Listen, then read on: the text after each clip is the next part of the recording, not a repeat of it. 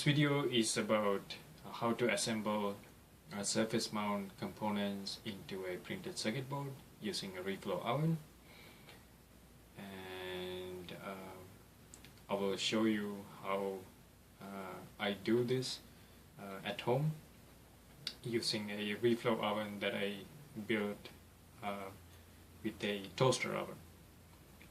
And you only need a few components to do this, and it will take you like a couple of hours depending on the size of your PCB, but it's a very simple process. And let me show you first what you need to do reflow.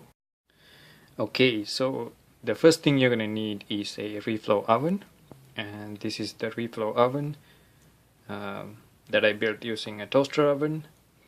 Let me show you what it looks like on the inside. There you can see a thermocouple inside. I'm not gonna describe in this video how to build one of these, but I will put a link in the description of this video where you can find more information about how I built this reflow oven. There's also tons of videos out there that shows you how to build a reflow oven using a toaster oven. So this is the reflow oven, and there's a controller. I put the controller outside so it doesn't get the temperature of the controller. I want to keep it at room temperature. I don't want to put it inside the oven. Then I have to make sure that it's properly insulated and stuff, but it's easier to keep it outside, so that's why the controller is in a box outside. Here there's a Arduino Micro that's controlling the heating element using a solid state relay, and on the side there's a fan, 12 volt CPU fan that keeps the solid state relay cool. So you're gonna need a reflow oven, and you're gonna need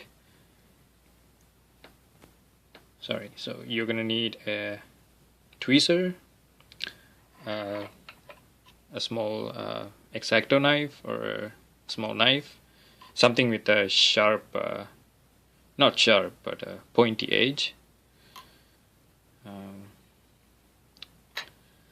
And you're gonna need your surface mount components. Here I have put all the components that I'm gonna need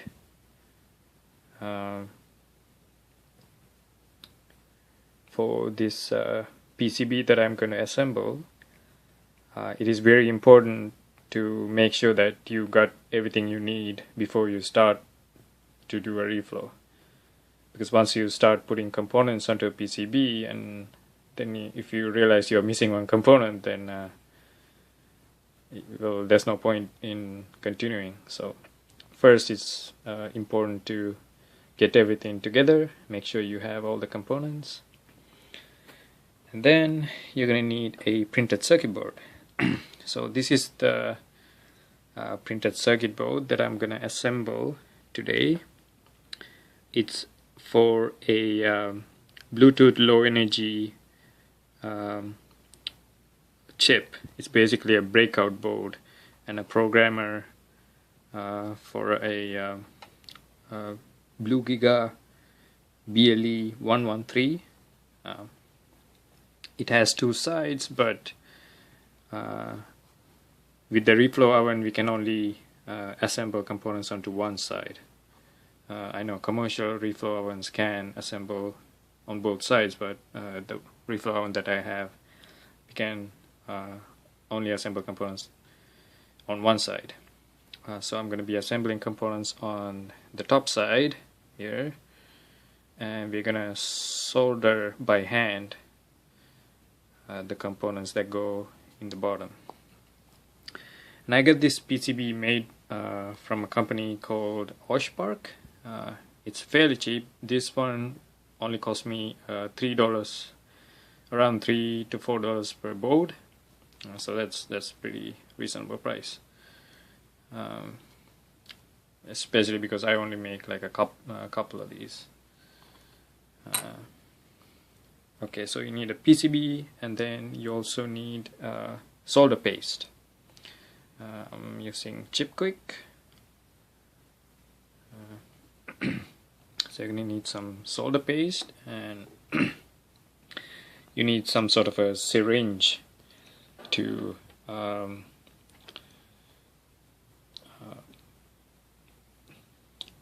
put the solder paste onto the pads. Usually the syringe comes with the solder paste when you buy it. And the last thing you need is a laptop. You need a laptop so that you can monitor the status of your reflow oven when it's running, so that you know nothing's everything's going as you expected. And also you can save the data and then look at it later in case something goes wrong. So you're gonna need a laptop. Okay, so the first thing to do once you have all your components together is to put solder paste onto each pad of the PCB.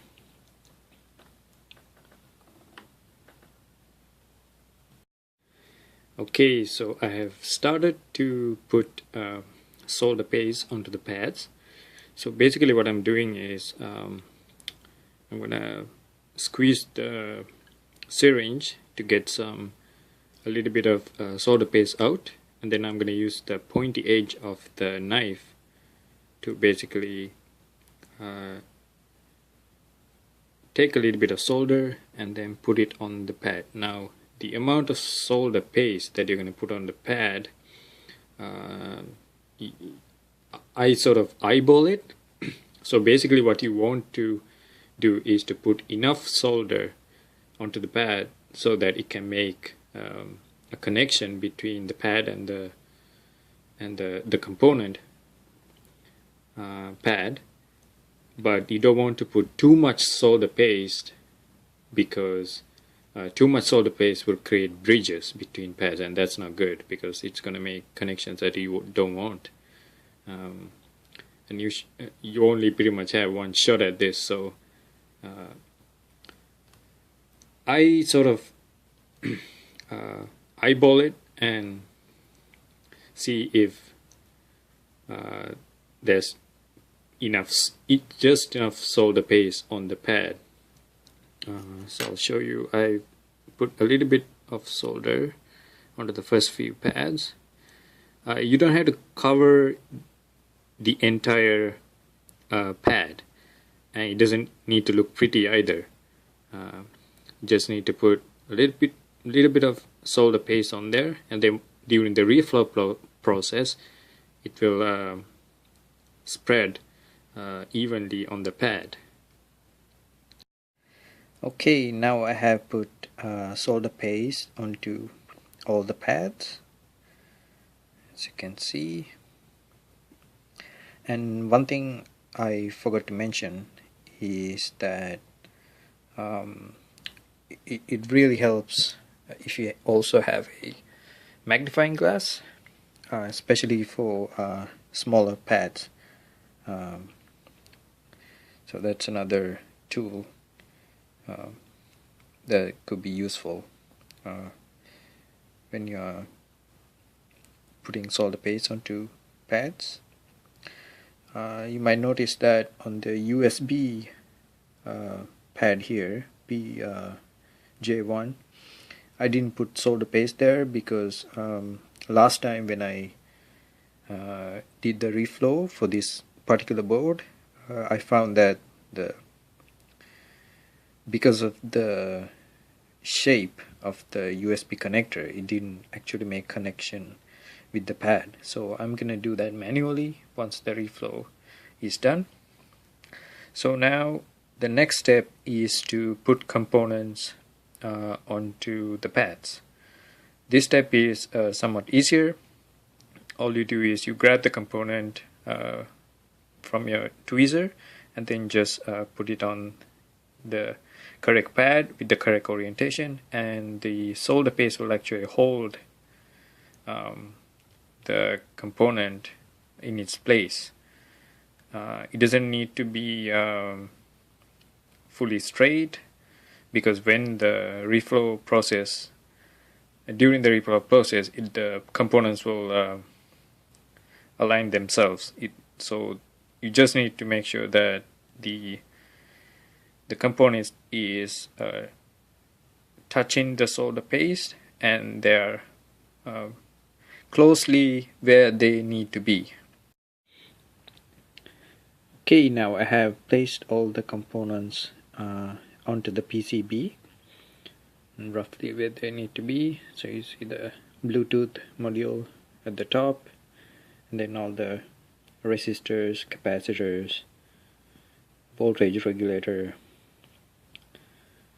and a lithium polymer battery charger, and a small LED D1. Okay, so now this PCB is ready to go into the oven. So the next step is to set up the oven, place the board inside the oven, run the profile, and then it's pretty much done. Alright, so this is the program that communicates with the Reflow oven controller, this box here, and using this program we can monitor the status of the oven. Now the first thing that we need to do is to upload a profile into the controller. A profile basically is a time versus temperature. It basically tells the controller at what temperature the oven needs to be at a certain time. So let me show you. Now for this project I'm going to use the BLE profile that I created previously. So let's look at this profile first. Okay, so this the way I set up this profile, it has 1, 2, 3, 4 actually 5 states. These are the states. First you preheat the oven, then there's a soak stage, and a ramp, peak, and finally the cool down stage. And as you can see, this takes about 500 seconds total. So that's about just over maybe, what is it, 6 minutes or so. And we go all the way up to around 245 degrees Celsius. Now, so the first thing, and the way to come up with this profile is to go through the data sheet of all the components that are in the board, and usually these data sheets have a recommended reflow profile. So looking at the data sheets for all the components, you should figure out what values to use in each of these different stages. So the first thing we're going to do now is to upload this profile into the controller. Let me close this and go upload profile. Says profile successfully uploaded. Okay, now we need to verify the profile that's in the controller before we start to run it. Not responding in a timely manner. Okay, let's try again. Okay, so the oven has the BLE profile in it, so it's ready to run now. Let me just make sure the cold junction temperature, this is the temperature outside the controller, and this is the temperature inside the controller. Now it's 22 degrees. So it's ready to run. Before we run, we need to make sure that the fan is running, which it is, and we have placed the board inside the oven, and now we need to close the door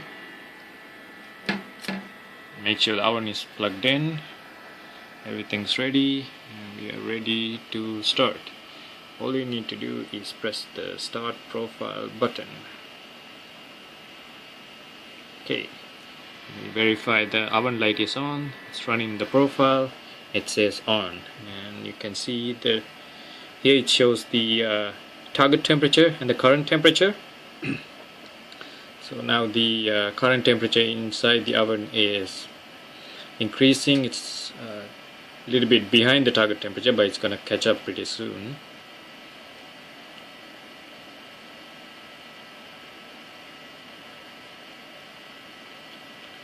So right now it's in the preheat stage.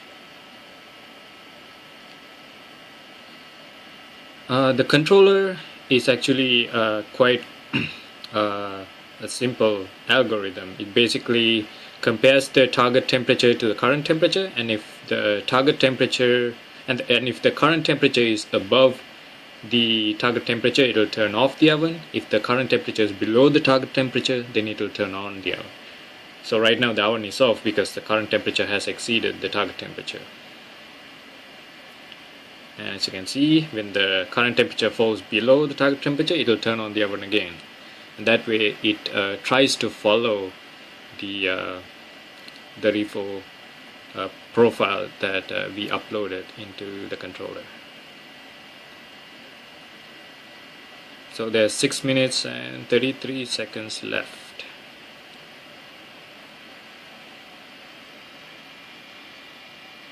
Okay, so I will check back once the profile is completed.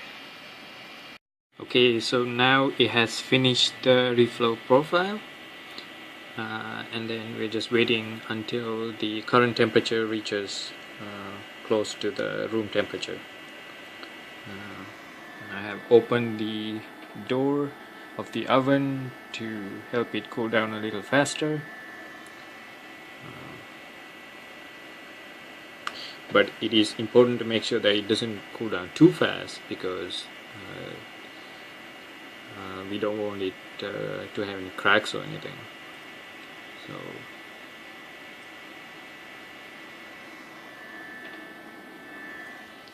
let's see here. So once it reaches room temperature, we can take it out and have a look and see if it worked. While we are waiting for the temperature inside the oven to get close to the room temperature, we can actually go ahead and look at the Reflow profile, the actual temperature profile of this Reflow event. So let's go and see that. I'm going to Reflow data. Today is October 8th, 2016, October 8th, 2016, 7:29, so that should be it. Select that, click open, there you go. So here you can see the target temperature and the actual oven temperature plotted in blue. So it pretty much followed the target temperature. In the beginning it's playing catch up, but then after that not sure what happened here, but it pretty much followed the target temperature profile. Here in this section it cooled down a little too fast. Hopefully that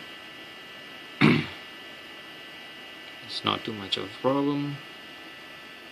Okay, so it looks pretty good so far. So it's getting closer to the room temperature. Now it's probably okay to have a look at it. So let me take the board out of the oven and we can see what it's like. Okay, so this is what the board looks like right out of the Reflow oven. As you can see, all the pads are now soldered onto the board. Visually, I think visually it looks okay. I didn't see any solder bridges, at least on the pads that are visible outside. Of course, the BLE module, the pads are underneath, so I can't actually see if there are any connections, unwanted connections there. So the only way to find that out is to solder in the programmer and then try to program the Bluetooth module, and if I'm able to successfully program it, then that's the main thing.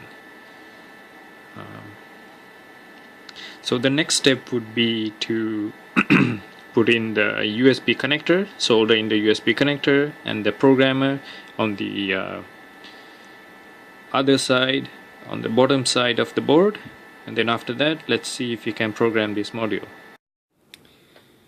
So now I have soldered the USB connector, and also on the other side I have soldered the program connector.